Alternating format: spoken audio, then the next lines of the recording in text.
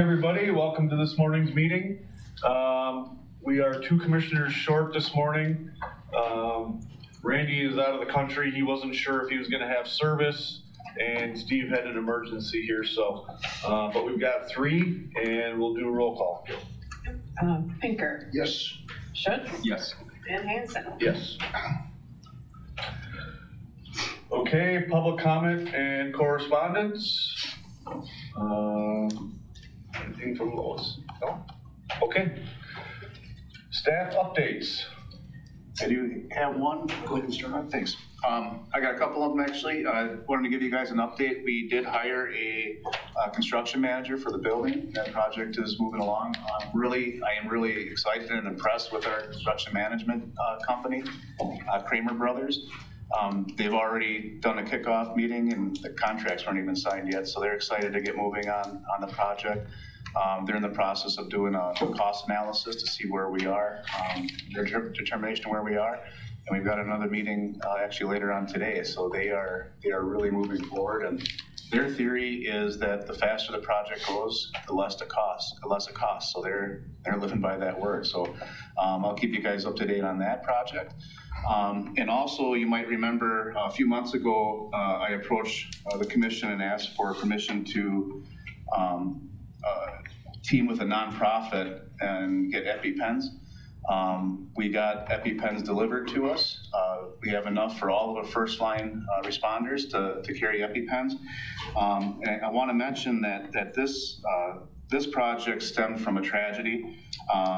Andrew Miller was a 20-year-old man from the Wisconsin Rapids area who died of a peanut allergy that he didn't know that he even had. His parents, Mark and Kristen Mueller, has since made the initiative to put EpiPens in the hands of all first responders.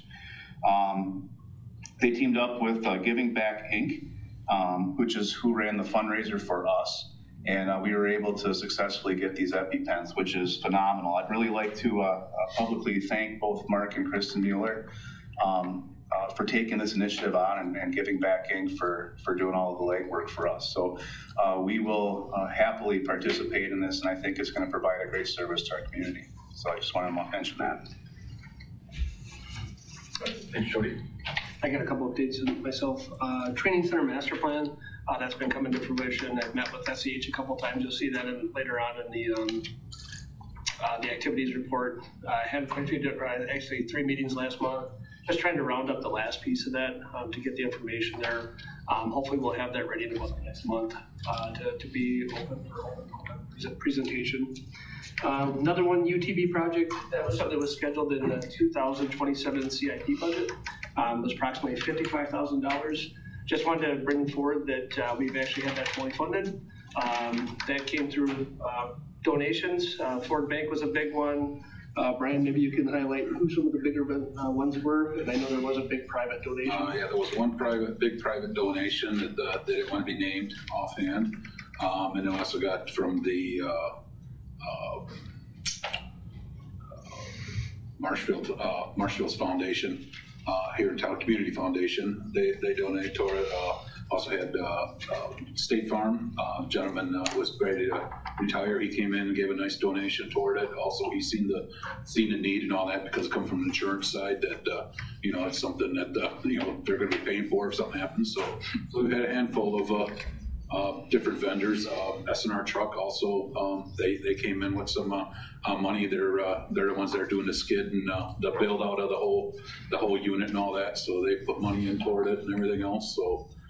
So then, of course, once we purchase it, then if it all goes well, one of the vendors also put a big reduction on the unit itself to help us out. So. In the future, you'll see a budget resolution, but the good news is we're able to remove that from the CIP for 2027. That's a big cost savings for the city, $55,000. So it definitely helps the overall health of the city and what they're doing. The last one is going to be presented by DC Vegas, but it's an MOU for canine transport between Marshfield PD and Marshfield FD. Yeah, just a quick intro. So I drafted a memorandum of agreement and sent it off to the city attorney this week. I was happy to see this morning when I came in that he'd emailed back. Looks like he doesn't have any issues with it. He actually helped by adding a little bit of information for outside agencies, but the The gist of it is I plan on bringing it to you guys next month for signing and approval. And what it does is the state is completely silent on the transport of canine officers in ambulances. They don't recommend it, they don't preclude it. So the way EMS has been handling it for the last few years is we get a memorandum of agreement with our law enforcement partners so that we know what the rules of engagement are for transport of a canine officer. And we'll have that to you guys next month. I think that pretty much concludes all the, any updates I would have, or the fire department would have. Thanks, Everett. Thank you, Steve. Brian. Approval of the minutes of the January 15th, 2026 regular meeting. Second. Approval in a second. All those in favor say aye. Aye. Any opposed, same sign. It is approved. Approval of fire department bills. All right, we had two sets of bills this month. The first was approved by Commissioner Meek on January 28th. The second was approved by Commissioner Hanson on February 11th. Looking through the packet, all the bills look fairly routine to me. I'd be happy to answer any questions the commission may have.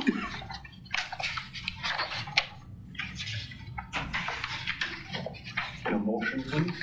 Oh, motion to approve. Second motion. Any questions or comments for Chief?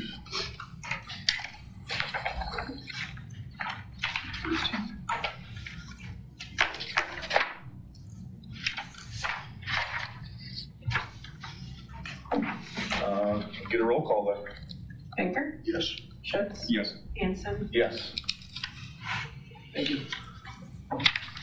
Approval of police department bills. Thank you. There are three packets that need approval. I believe that you guys have seen all three. If not, I have two that I signed today. We're a little bit behind because we just got back from a conference. So if you need to review them, I do have them with me. I didn't see anything that looked out of the ordinary, but I'd be happy to answer any questions and ask for your approval. I'm sorry, the Commissioner Pinker did sign the two on February 9th, and Commissioner Schutz did sign one on January 20th. Just one question, just want to get this clear. For food vouchers, is that a flat rate per day for the officers? When the officer goes to training? Yeah. Yeah, there's a per diem, I don't remember exactly what this is. It's a full day and a half day. So if they're gone for a half day, I think it's 30 something, and I think it's 60 for a full day. There's no stipulation on there that they have to eat salads. When I go there, fire department's getting better at that. Some of the more frugal officers are going to go for bread and a jar of peanut butter.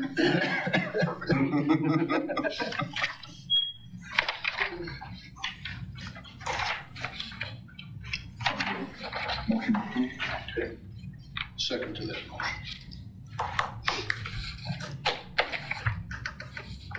And a roll call? Pinker, Yes. Schutz, Yes. Hanson, Yes. Review and approve 2025 ambulance accounts receivable write-offs presented by Mr. Munger. All right, we'll take it away. The memo hasn't really changed all that often, so I'm just gonna read the bottom part. So the city in 2025 had around 2,800 ambulance runs. I got this from billing data, so it may not match everything, Steve. With total charges exclusive of contractual amounts being $3.26 million in gross charges. The base ambulance rates were recently changed to take effect January 1, 2026. We have met on this, and everybody, from what I understand, approved it. We sent that forward to EMSMC. The rates were reviewed in 2025 by Chief Miller, J.C. Bacus, Finance Director Zonsky, and myself in late summer of 2025. And it was recommended to increase certain rates slightly in the 2026 calendar year to remain comparable to our central Wisconsin peers. So through analysis, the 2025 budget reflected a $150,000 allowance for these write-offs. Write-offs for patients that are typically they're typically for people that are deceased, bankrupt, or otherwise unable to be contacted or collected from via lack of insurance. These accounts were, where appropriate, have been turned over to local collection agencies and or entered into the Wisconsin Tax Return Intercept Program with minimal success of collection. The amount of these write-offs in 2024 were $171,000, and it was approved in resolution number 2025-09. In 2025, there's a new resolution. Sorry, I'm blanking on the number. I believe it's 2026-03 or 02. I don't have the packet with all of my information. 2026-03. Okay, thank you. For $255,081.40. Now, I understand that the budget doesn't reflect $250,000, but we do have budgetary room and availability through the expenditures on the EMS fund. So we do have enough expense room for this. And I want to talk a little bit more about the summary. So if you turn to the summary of the bad debt write-offs from 2021 through 2025 in this packet, you'll notice that from 2021, we have very minimal write-offs. And we're basically riding the roller coaster. And so at this point, what you're seeing is we started back with EMS-AMC, our billing company, who was LifeQuest at the time, in I believe it was 2017 or 2018. And so what happens with that period is we turned over old collection details, which may have included write-offs or may not have included write-offs. And so they start with kind of like a brand new slate. In the state of Wisconsin, the time frame for you to write off something as non-collectible because of statute is 6 years. So in 2017, 2018, they take over a brand new slate of billing. And we don't see those write-offs hitting until 6 years later. And that is exactly what you're seeing in the state. A national average for uncompensated care for medical data is roughly around 9 to 10%. This is why the gross charge figure matters. So I relayed that the gross charge figure was around 3.2 million, but our write-off figure is 255,000. That's less than 10%, right around the uncompensated care figure. Now, this is also why we took out in 2022 a gigantic write-off allowance, because we knew that this was kind of coming. This is why you build an allowance in the first place, because you know that later on, those aren't going to get paid. Those bills aren't going to get paid. You can't squeeze blood from a turnip. It just won't happen. And that's unfortunately all too common of what we're seeing here in the state of Wisconsin and in the nation. Some programs are getting better at it, as far as Medicare and Medicaid starting to recognize treat no transports. Typically with Medicare, those treat no transports were write-offs completely, because you would bill a Medicare Medicaid patient and they just have nothing, and the state and Medicare would not pay. But state has started to actually recognize this in Medicaid format and start paying.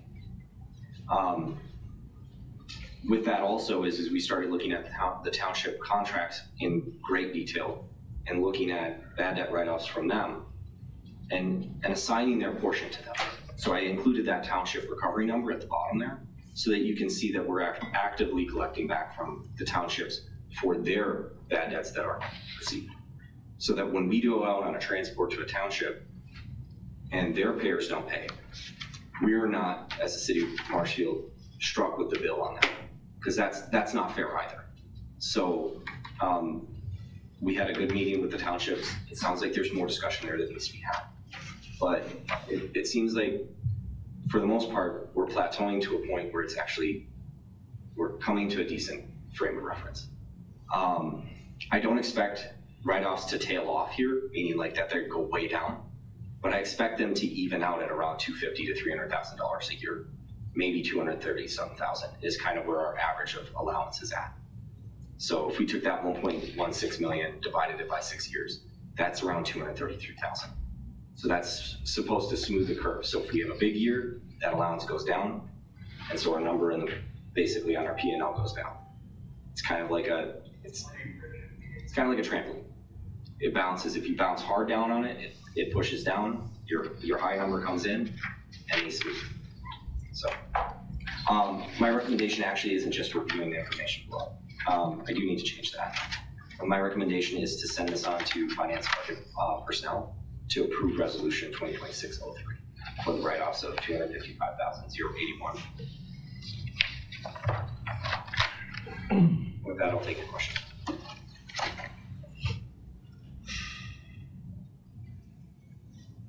Any questions or discussion for Jordan?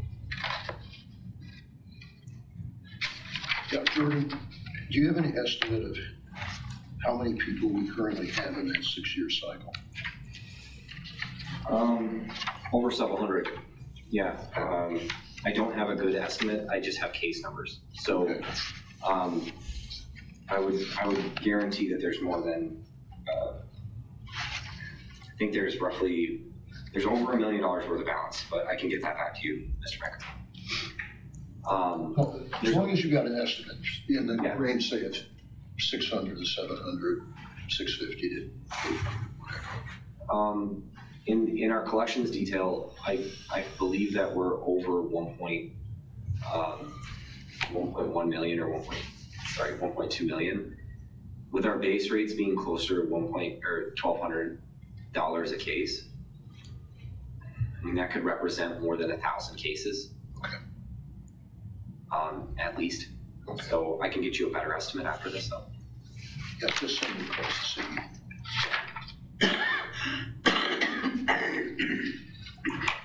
I would like to approve the request set forth of the resolution.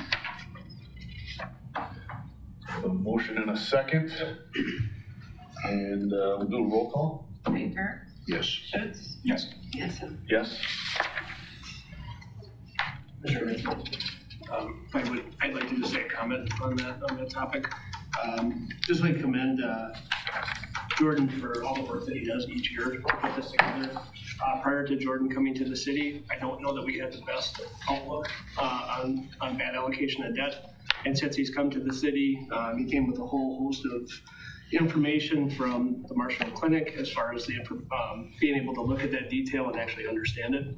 And I don't know that we've always had that, and this has really been a really big asset for the city, and we just really appreciate everything that he does. So I just wanted to take a second and say thank you and commend him for all the work that he does throughout the year. Yeah, I agree. I mean, had he not caught what was going on here, this would have hit the city pretty hard and a big slap in the face. Yeah. And Yeah. so, I agree with the chief. Thank you very much for what you're doing here and getting the ship righted. You know, it's not an easy task and it's not easy to understand either. So, you know, thank you. And my heart goes out to the staff that had, I mean, for the last few years that had to deal with it as far as righting the ship essentially. And it feels like we're finally coming to a place where we're even keeled. Yeah. And so, yeah, these things are harder to understand when you don't deal with medical billings all the time. And I understand the outrage from the public during the time frame when 2022, when they saw this and were completely frustrated and how can this happen? But as you can see, we were trying to catch it before auditors did. So, absolutely. So, thank you. And, through the work that they've done, they're actually in a healthy place. I don't know the exact number, but I think we're definitely Cash positive. cash positive in that area, so that's a good thing for us. And I think that's just a lot of the work that they do each and every day, so thank you.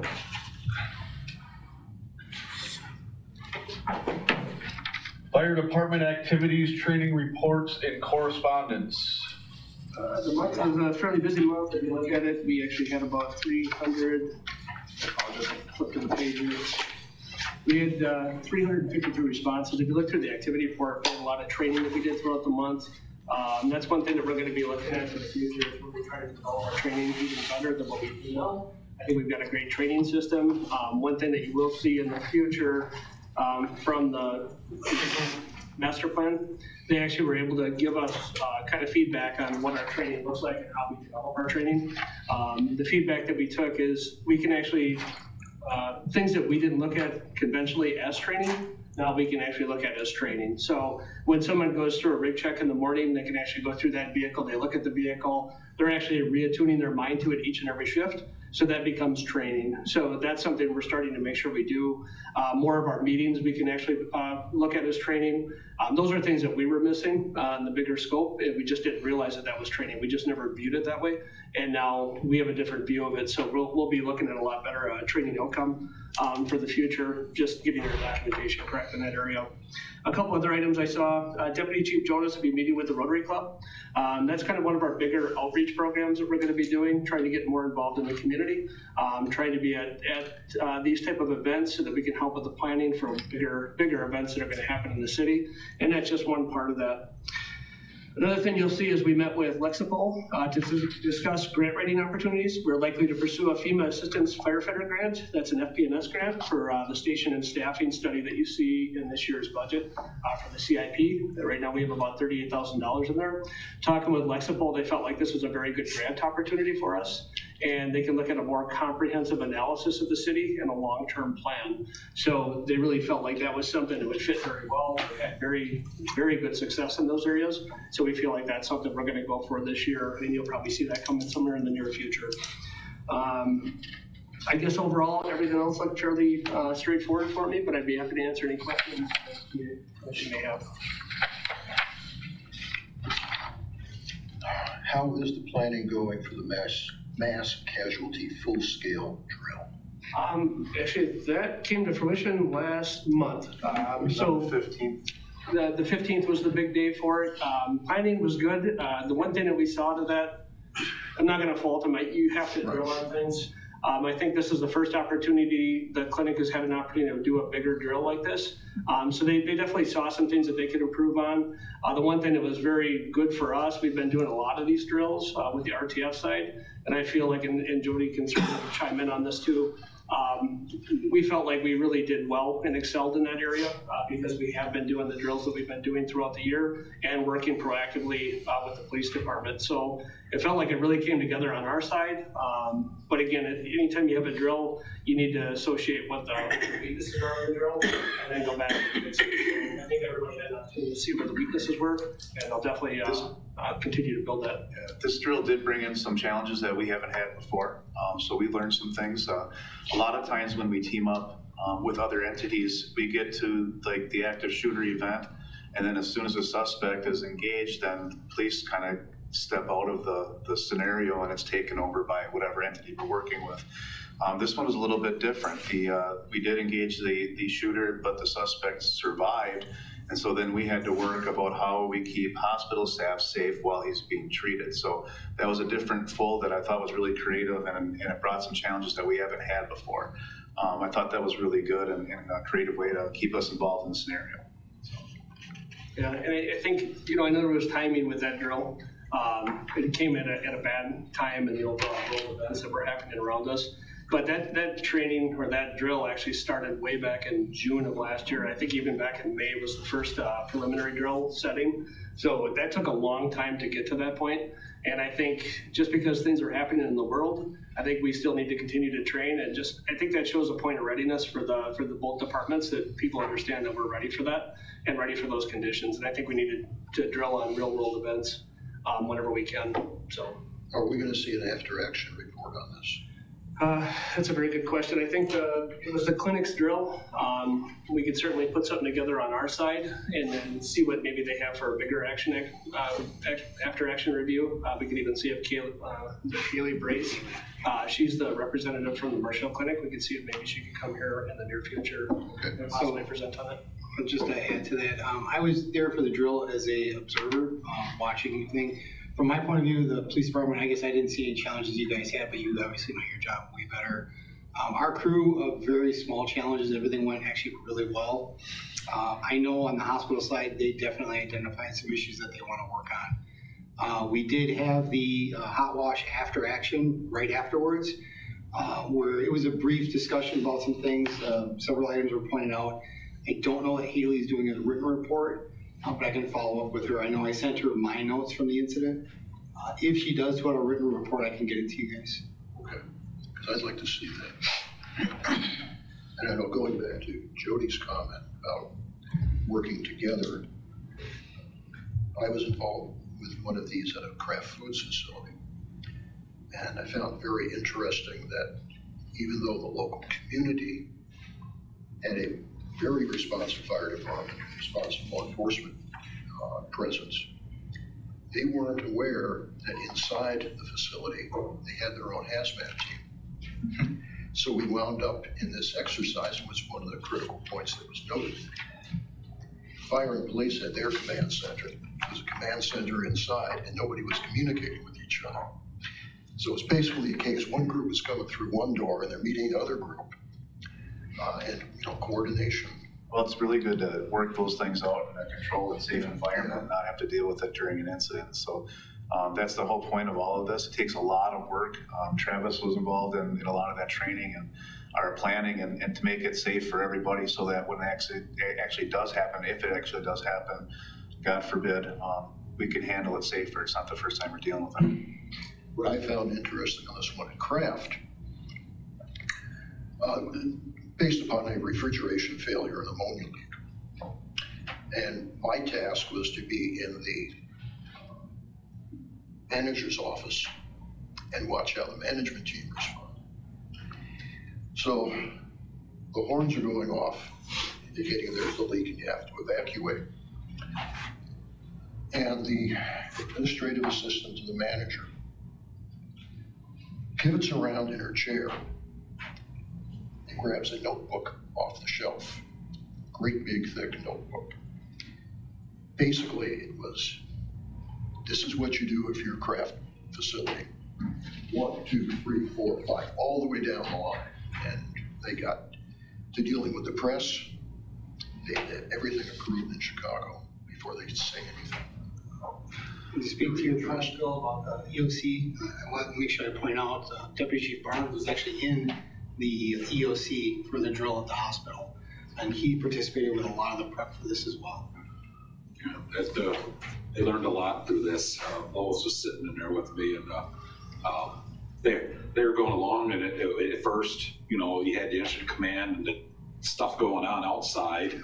They wanted to run command from the inside. Then you had somebody in the ER that was kind of running. So we almost initially started out like 3 different commanders running on this, and I kind of stayed quiet, kind of let more view of how they're going to operate. And by the time we got done, and it's just like, okay, so that's your incident command out there. The only thing you're in charge of is what's going on inside right now.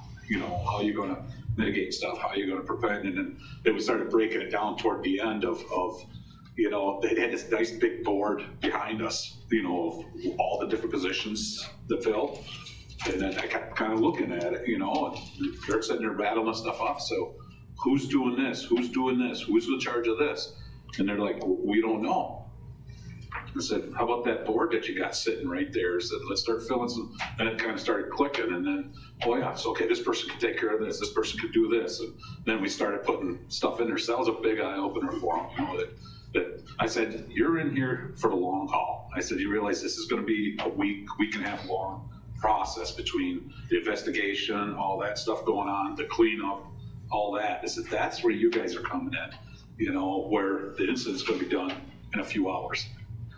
More generally. So that was an eye opener for them. So it were pretty decent. They learned a lot. It was very convenient that I was there fairly quick, So in real life, I said, you're looking 15, 20 minutes from the time we get the call that one of the 3 of us that are in our EOC will be sitting in your room with you, So I said, and it's nice that we have radio traffic because that's what we'd be coming in. So they're kind of getting heads up. So that was an eye opener for them that, well, they're hearing this, but you're saying this. It's because we're getting live. You're getting from the ER, So I said, you got to remember when it's live to them transporting, and then they're calling to you what they're dealing with. There's a big delay in there, so that's going to help out a lot.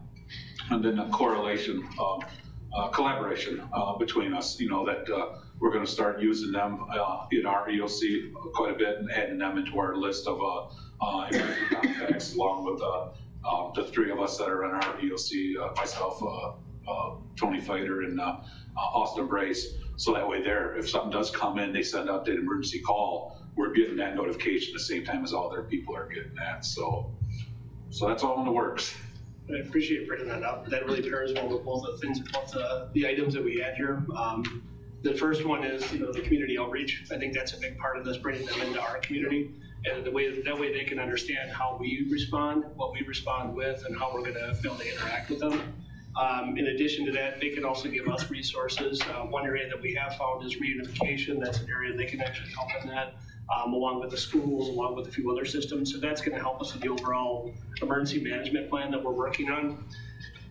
In addition to that, grants, we would like to do a community-wide disaster drill here in the near future, and that's something we can apply for through Lexipol, utilizing Lexipol to find a grant. They'll cover overtime, they'll cover shortages, things like that. That's what that's actually designed to do. So that's something we'd like to continue pairing on so that we can really grow that system and really test the system overall. So, great. Thanks for bringing that up. Anyway, continuing the whole 2 pages of things, right? Opticon, you got 2 references to the Opticon system.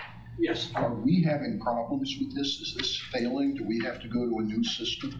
No, I guess what I would tell you is we're meeting with the city. So what ended up happening is we had a lot of things over within the city itself.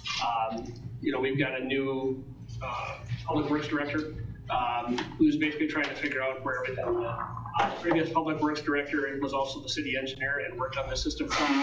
There was such a short turnover on time that they never actually turned the information over. So right now we're working with public works they take care of the cabinets and make sure that those Opticom, there's basically a plug-in device that goes on the back of it that controls the light and then talks to our vehicles. So we're going through to make sure that they understand that side of it. They're working on their side to make all that come together. The other thing we're doing is we're going back through and testing all the lights to make sure they're working. We had a significant investment back in 2017, and I know when the PD came on, they put a significant investment in that as well. And I think we can improve the system that we currently have. I think it's just a matter of making sure that that's working and that everybody understands the system. So overall, I don't think we're looking at a big dollar amount. It's just more getting everybody back on track and making the system together.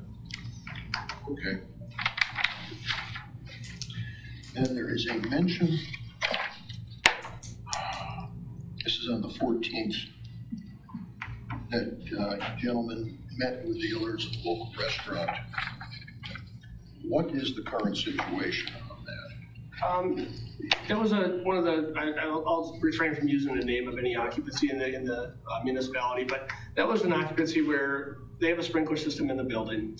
That sprinkler system protects a wood frame construction building, so it's all wood frame in that building. It wasn't built with any metal trusses, anything like that.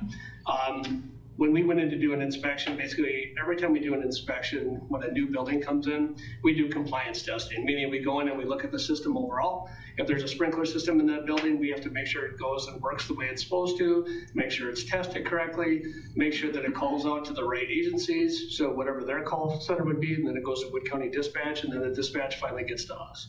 So that's the whole compliance testing for a sprinkler system. There's a whole bunch of other tests we do in these buildings as well, but primarily when we got to the sprinkler system, they had a whole bunch of items that were right underneath the sprinkler system, meaning they had flowers, which are flammable in nature. Plus they were gonna block and impede the actual activation of the sprinkler system. So if the sprinkler were to go off, if there was something below the flowers, it wouldn't actually get water on that.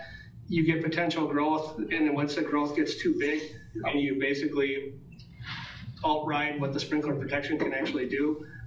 Once you sound multiple heads, or once multiple heads go off, you have a decrease in pressure, which creates a bigger problem for us. And then pretty much that spread, that fire is gonna spread throughout that occupancy. That sprinkler system is not gonna be effective. So we went in to basically work on that. That turned into a legislative request on the other side. Basically went to the legislative branch, which is the exact way that people should do that if they have questions about those things. It went to the legislative side. We also inputted information to DSPS. And when all the information came together, I basically came back and said that we were correct in what we were looking at, which is a good feeling when we're looking at these things. Whenever you get into code analysis, a lot of times it's sometimes tricky to kind of work the code and make sure it all comes together, but we were definitely on the right track. We went through and looked at every single item of that. But overall, I think we've gotten to the point where we've got the education that needs to be there, and they were able to get the things down. So we have to do a final follow-up on that. But overall, I think it was an educational event for everybody, and that's how we utilized it. Okay. You guys had a Wood County Writ and Rehab meeting. My question about that, now to see, they're coming out of Arpin or Vesper? Actually, it's the Wood County, so there's multiple different aspects to that team. But the one that's servicing us is what, Arpin or Vesper? It's the Northwood County team, so Okay. it's actually gonna be all the departments around Northwood County. Okay, do we have in any of the agencies a specific rehab vehicle or a trailer or something? I believe they do have a trailer. So they do have a trailer that's got rehab equipment in it. Okay, That is stored at the Arpin Fire Department, and then it would come out of there. okay, I believe they've opened access to other vehicles, so if someone, for some reason, Arpin could not respond, they could still get that vehicle and respond.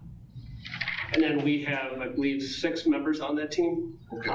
We become active in that team as well, so that, anytime we take something on like that, if you receive it, mutual aid, then you need to also be able to give mutual aid. So there is some cost to that, but when they come to the city, there's no cost to us. Okay. And then the last one, live fire training. Yes.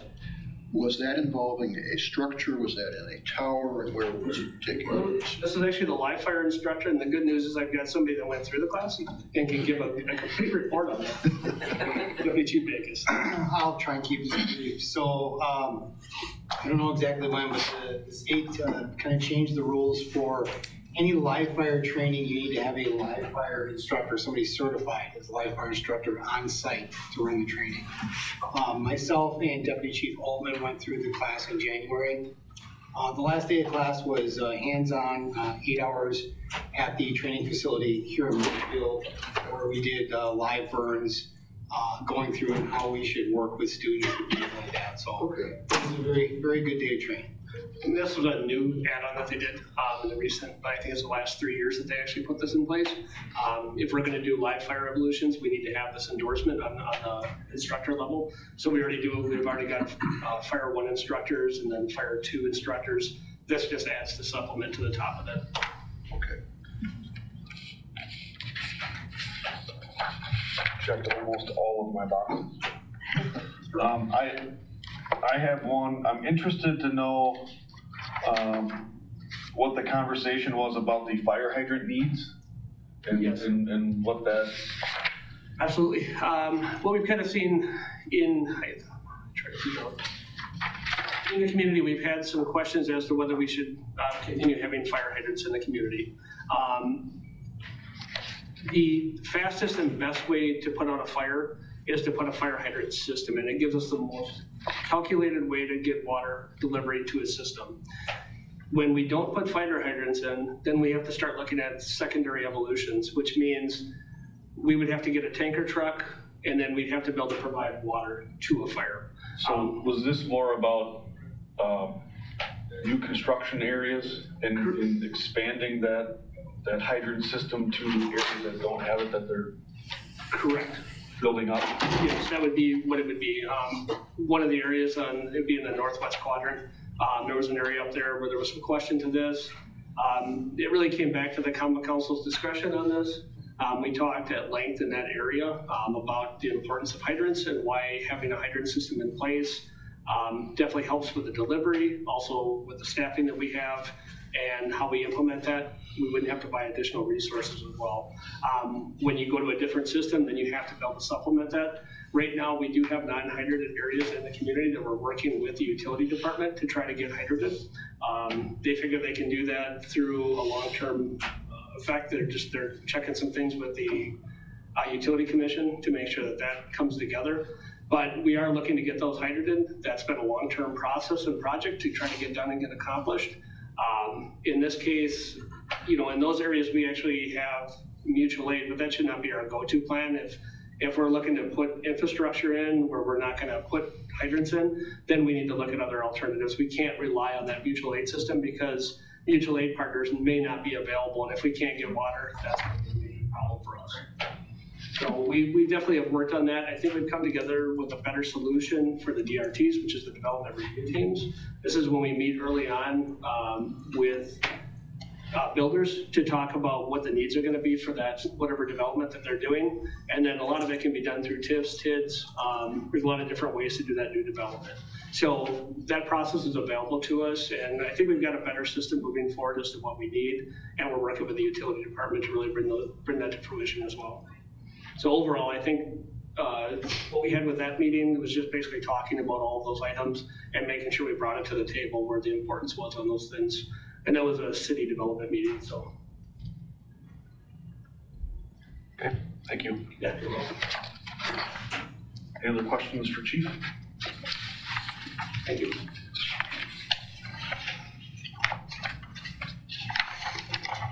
Review and approval of fire department policies and procedures.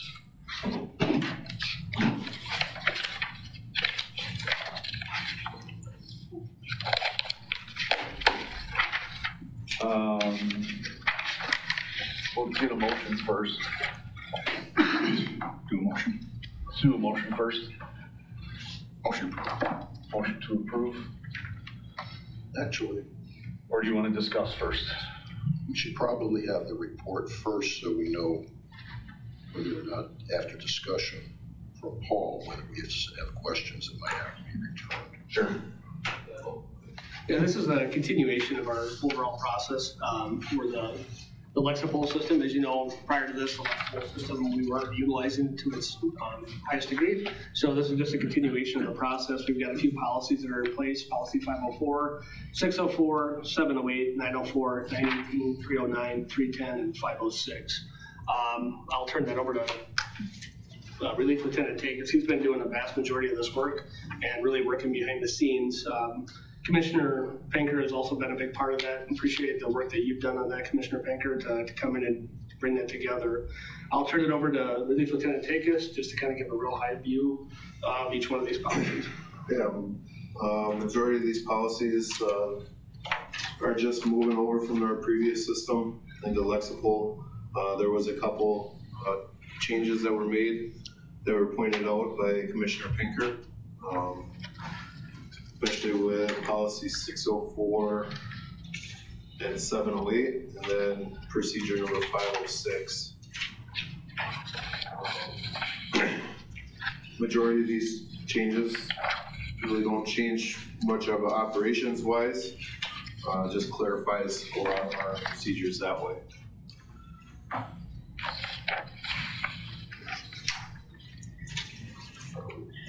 I just say, again, excuse me, it really has been a pleasure working with Paul and his people on these. It's a great learning experience, I think, for both sides, especially in some of the wordings.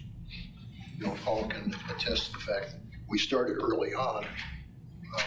What did they do? Completely rearrange the paragraphs on the flow. But I really enjoy doing this. And I guess I would just make a side comment to this, having reviewed these. The policy on civil disorder, I think, is really a good one, especially what's going on around the country today.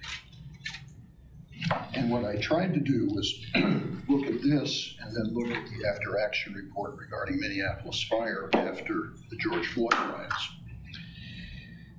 And as I pointed out when I presented that after-action report, their consultants, they weren't prepared. And we're being prepared here. This may never happen, but it's better to have something rather than have see hands on something like this. But I'm pretty pleased with what we have here. Yeah, I just have a couple comments. The civil disorder procedure 506, it just kind of makes you think about it in a different lens, because, you know, you're sitting there, you're watching this on the news, and all you're seeing is what's there at the scene. But you kind of forget about, well, there's hundreds of thousands or 1 million people that also need help beyond that, and then the strain that can put on resources and staffing and things like that. And it's like, I think that's part of the really cool thing about being able to see these policies is it gives us a chance to think about other things that you guys have to deal with that we wouldn't necessarily think about. And to have that plan in order so that it does happen, you know what to do and how to keep a cool head in a stressful situation. And I mean, even the bed bug one, I was looking at this and I'm like, this is a thing. And then the more you think about it, it's like, yeah, like I guarantee if you ask somebody walking on the street, what are some of the things you can be exposed to? I don't think bed bugs is going to be in their answer, But and so that's really the thing about these policies that I find interesting is we get to see some of the smaller nuanced things that they wouldn't really think about. So you don't want to bring those back to the. No. Yeah, I mean, you think about it. You go into somebody's home or an assisted living home or something, and all of a sudden it's in the truck and it's in your gear and it's transferred to the hospital, or I mean You have to do it through heat. So, right. That policy came into fruition, what was it, back in 2019?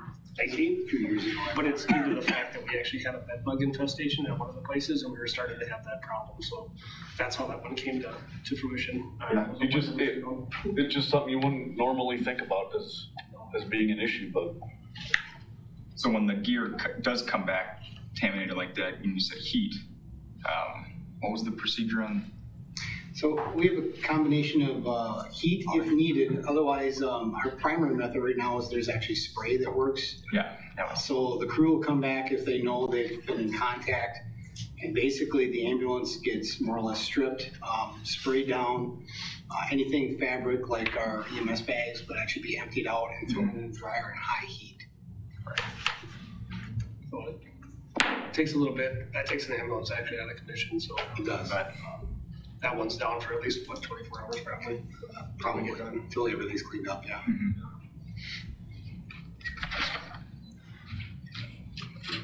I found it fascinating. Yes. Sometimes we think of it as routine business, but it helps when someone else sees it as like, oh, that actually happens. So. Yeah. And it's just, I don't know. I thought it was. Make a motion to approve. And second the motion. And a roll call, please. Pinker, Yes. Schutz, Yes. Hanson. Yes. Police department activities, training reports, and correspondence. In your packets is a list of our activities. We were busy again with quite a bit of training in January, and we have lots of opportunities for community engagement.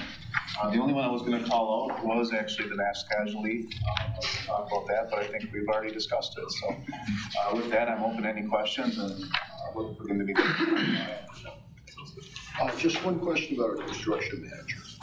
That's Kramer from Plains, correct? Yep, Kramer Brothers. Yep. Good outfit. I'm sorry? Good outfit. Yeah, like I said, we are very, very impressed so far.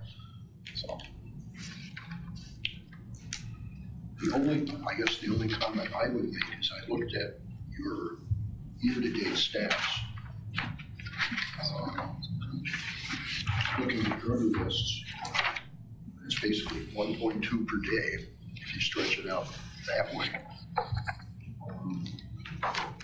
Traffic stops, it looks to me like it's a reasonable number per day.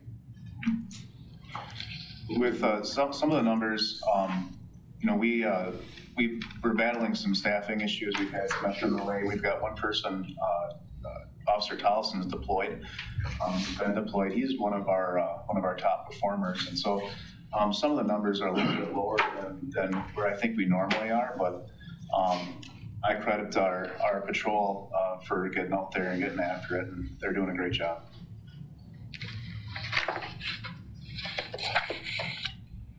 Any other questions or comment for Chief?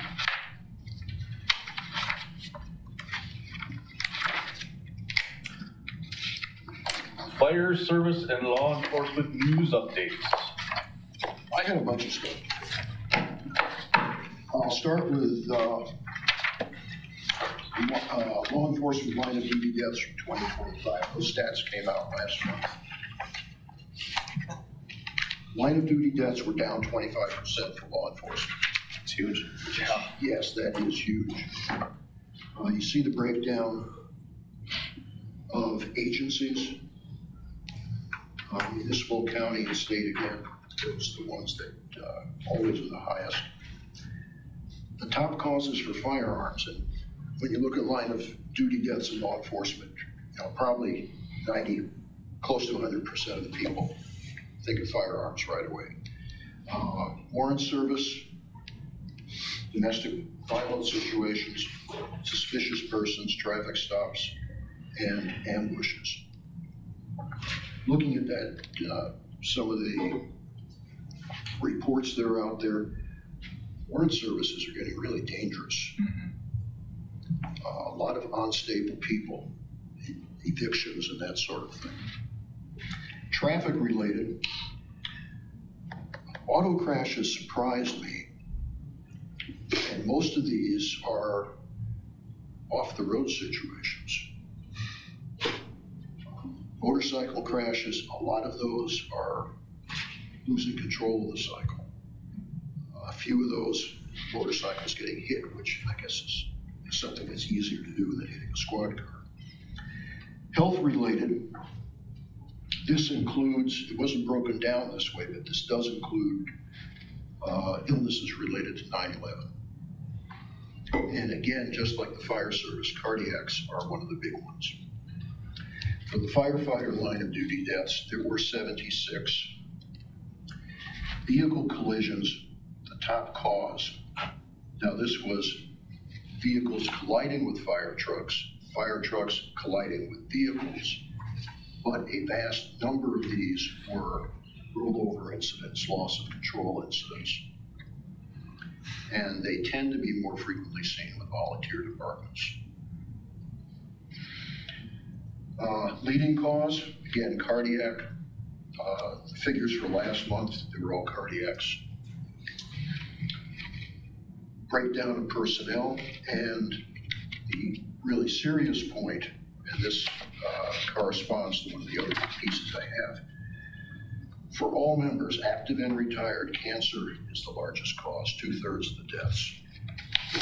And what I do right now, I refer you to the last pages. This came from Firehouse Magazine. This is from the National Volunteer Fire Council, talking about, one, complacency. This is no longer a case that you keep your black helmet and smoke your food, and cleaning and storage practices. As I pointed out, new constructions. The hottest item out there today is clean rooms, showers, special showers, steam rooms, and so forth. So it is really something that people started to take note of. Now the other material,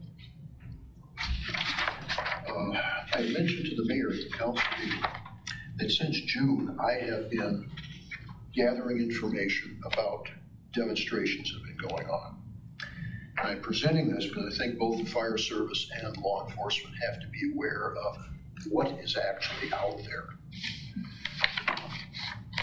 This first one came out of Chicago, and this is somebody, anti-ICE, anti-border patrol, telling people how to get whistles, how to go about making 3D printed whistles.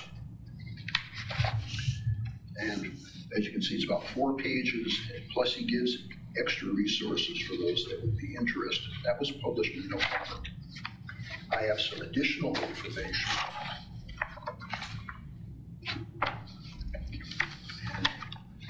I'll pass this down.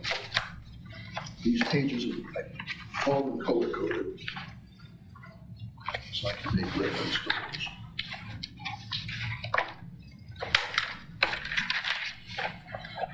On the blue page, what you will find are are nearly 60 comments that have been made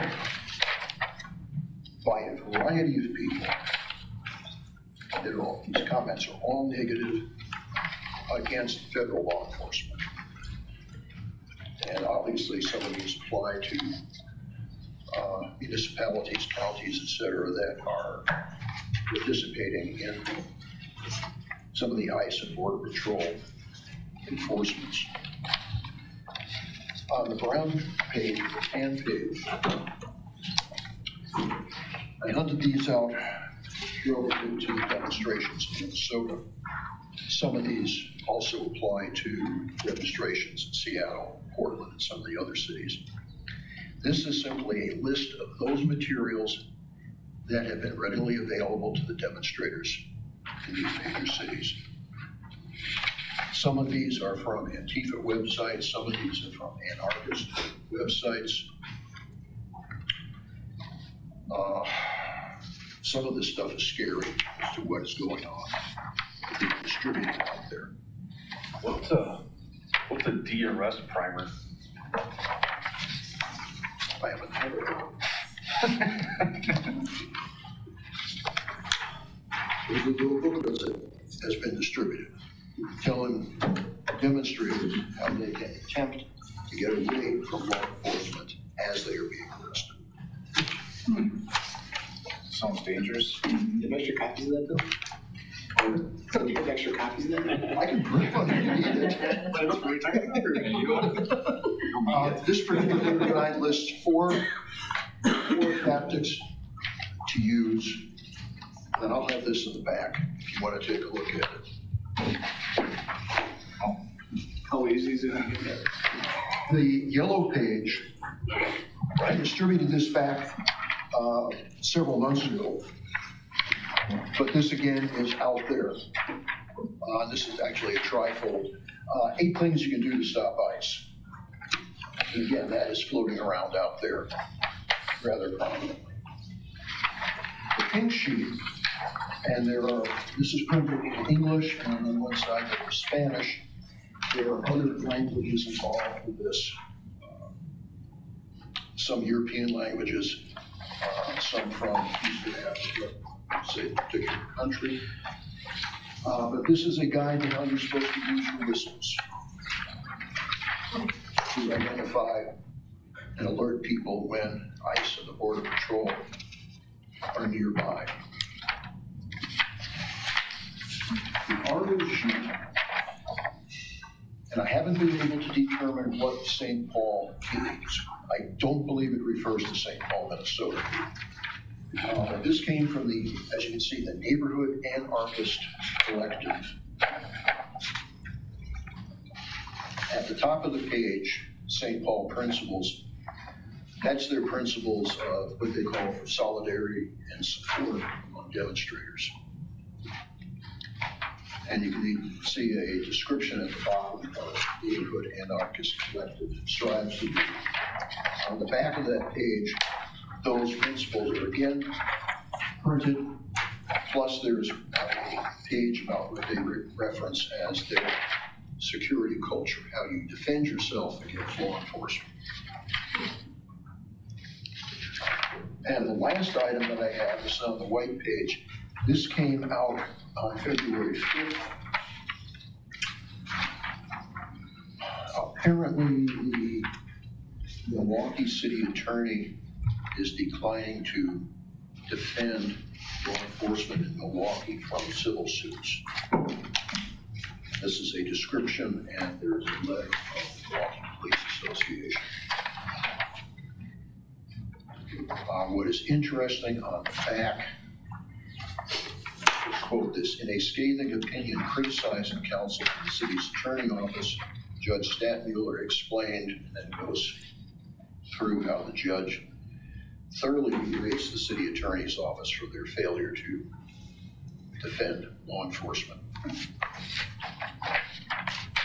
So those are the items. If you are looking at some additional material, notebook back here. This is the majority of the material I've collected since June. And some of the items that I mentioned on the reference sheet there back here, that we're going to take a look at. Plus, this was distributed by independent journalists who infiltrated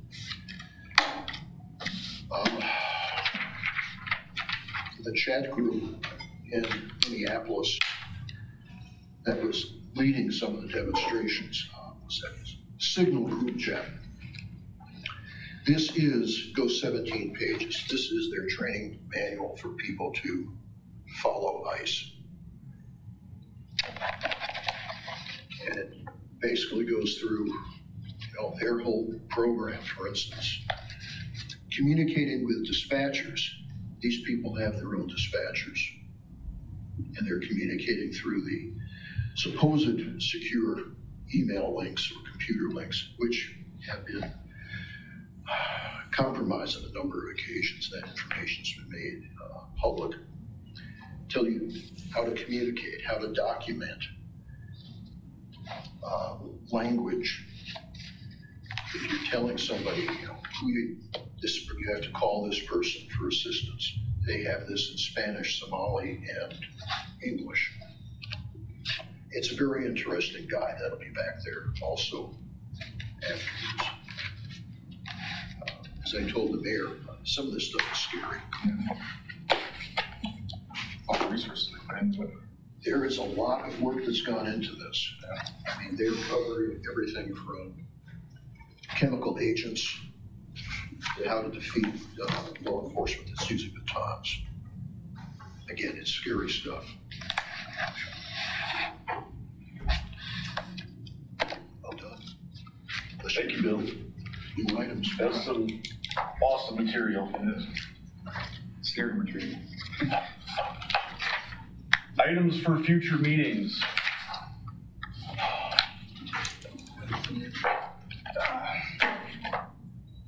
No.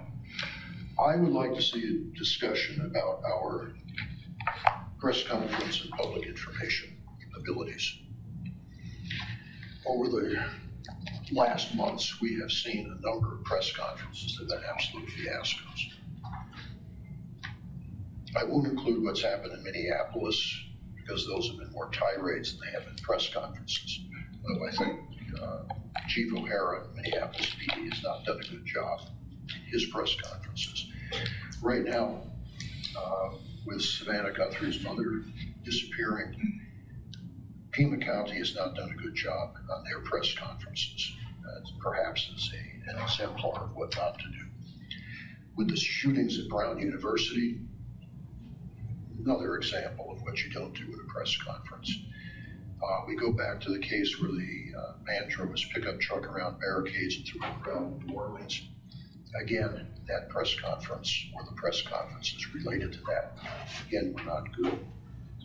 I'd like to have a discussion and see how prepared are we? Do we have any actual written procedures? Who should be at a press conference? Where should it be conducted? I just went through and I picked out locations in town where you could have incidents that could require a press conference, either PD or fire.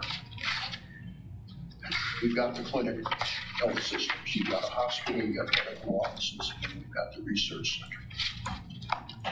We have two campuses in town. That is TC, UWSP, and of course the public schools. We've got Canadian National. We've got the main line. We have several overpasses. We have the controlled sidings out on the far side of town. We've got two multi-lane highways, one through town, one close to town. We've got industrial facilities in or near downtown, which causes a unique problem. We have 4 old churches. We've got St. John the Baptist, Sacred Heart of Jesus. We've got the Arts Center, which is basically a church building. And then there's the church over by the shoe company. I don't know whether it's Baptist or an evangelical church, but I apologize for not knowing what that specifically is. But they're older buildings. Continuing on with the list, of course, you've got our big box stores, Our downtown's not protected by sprinklers. With the Penny Court fire, we were lucky on that one that it didn't spread. We've got Maple Fall Fest, Hub City Days, Pride Fest, Wenzel Plaza events. We've got the large churches over on McMillan Street. I don't know how long the Balloon Fest is going to be out of town, just out of town, but some other large events. It is better to be prepared and never have to use it than to be stuck and make fools of ourselves. So if we could have some sort of preliminary discussion about that, I think it would be a good idea. Now, I know, Chief, you've had some training through FBI. Yeah, there's it's more of a I don't want to say a blanket approach, but it's been a well-accepted approach and a kind of an outline that we can use. That's been helpful, and especially in those situations where you don't have, I'm not a big fan of pre-planned written material. I think that each event is unique and you need to address each one as their own. This is a nice outline to follow that helps us do that, sometimes even on the fly. But as we've seen, it's easy to mess up a press conference. Very easy. And that can make everybody look bad. We do not need to look bad. We have two great departments. We have to keep looking. Yeah, what you say and how you say it can make a huge difference. It's hard to come back from it then, too. When you have, for instance, when you have a press conference, you can use fire talk and cop speak. I saw a press conference which absolutely horrendous. I don't recall whether it was a sheriff or a chief of police. He shows up, he's got all his stars and bars, he's got his dress uniform on, and he's using all sorts of conflict. We deployed, we activated, using other terms like that. The guy next to me smacks me. He said, "What a bunch of garbage." He pulled up with the Bearcat, used the PA and said, "Come out or we drive through you to the front door." Meanwhile, the guy's going on for 15 minutes talking about what they, understandable. This is one reason I emphasize it. Chief, you put together a document, make sure you got a glossary at the end. So the uninitiated know what you're talking about. I'm gonna add an item. I wanna see, we're going through all these policies with Lexipol. You guys have had it, you guys are implementing it. I guess I'd like to see and have a discussion about the fire department's plan to implement training, employee training, and what the police department is currently doing for employment training, and how that's correlating to everyday activity. You want, I guess clarification, you want just for Lexipol, how we're gonna implement that training or the whole? Yeah, how the employees are being, what the training for them on Lexipol is, and if you're tying it into other training at the same time so that the policies match what they're training on, and what the plan is there, and then what you guys are currently doing. Move to adjourn. We're adjourned.